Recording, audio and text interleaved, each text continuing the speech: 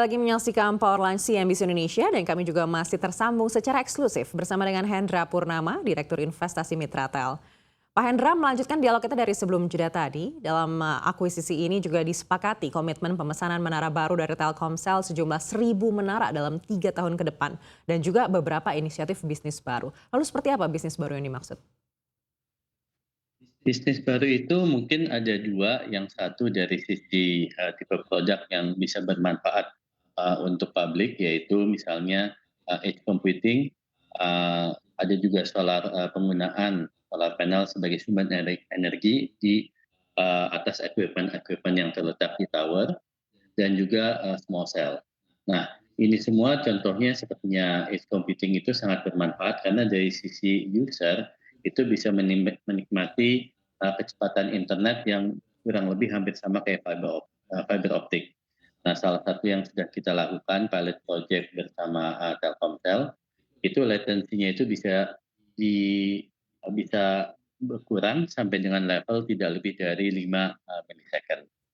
Nah, kedua dari sisi efisiensi, mungkin tadi saya sudah sempat sampaikan, dengan menggunakan digitalisasi dan equipment dari IoT, maka pengawasan atau operation dari tower-tower dapat dilakukan secara digital, yang itu dapat significant increase efisiensi ataupun pengurangan cost yang cukup signifikan di Mitratel ya. Mungkin kurang lebih seperti itu. Baik, selain pengalihan 6.000 menara dan komitmen pemesanan 1.000 menara baru, apakah ada lagi yang disepakati untuk kedepannya dan apa aspek strategisnya bagi Mitratel?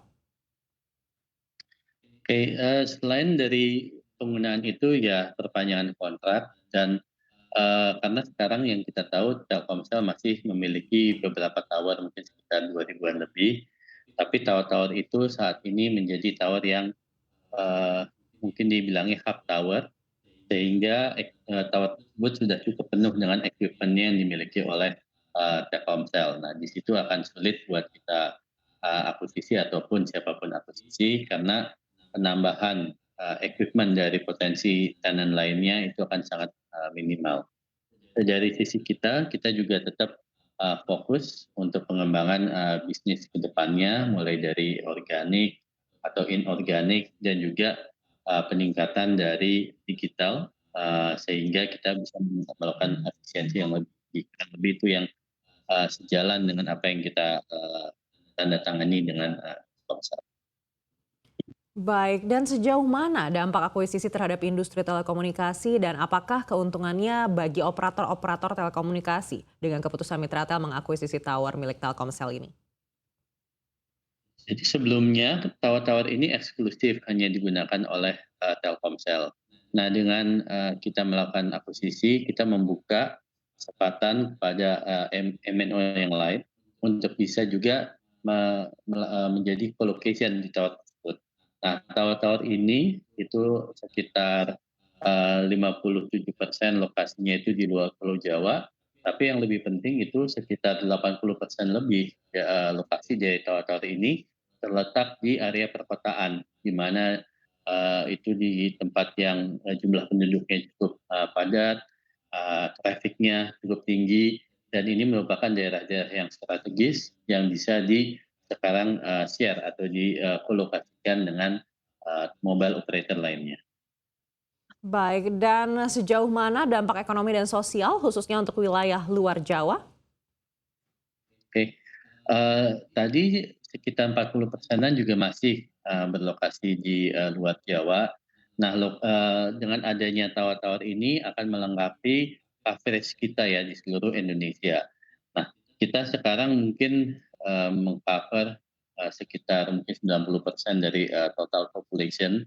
Nah, ini pun eee, memberikan akses informasi yang istilahnya merata untuk semua masyarakat Indonesia, terutama yang di luar Pulau Jawa, di mana sebelumnya mungkin mereka terisolasi ataupun limited koneksinya, sekarang bisa menikmati akses yang kurang lebih hampir sama dengan penduduk yang berlokasi di Pulau Jawa. Jadi ini juga mendorong atau kita selaras dengan rekomendasi dari pemerintah untuk meratakan informasi seluruh Indonesia.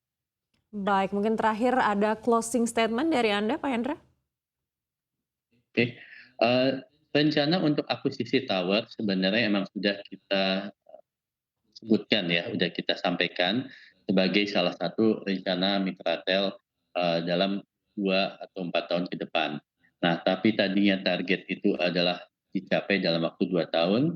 Dengan transaksi ini kita bisa mengakselerate proses akuisisi kita dan kita bisa meet atau melebihi ekspektasi dari para investor ataupun para analis dengan mengakuisisi tower tersebut di tahun 2022 ini.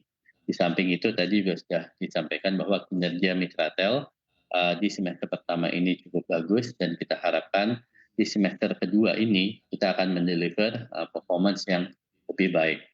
Mungkin itu dari saya. Sekali lagi terima kasih Pak Hendra Purnama, Direktur Investasi Mitratel telah berbagi insight-nya bersama dengan kami. Sehat dan sukses selalu untuk Anda.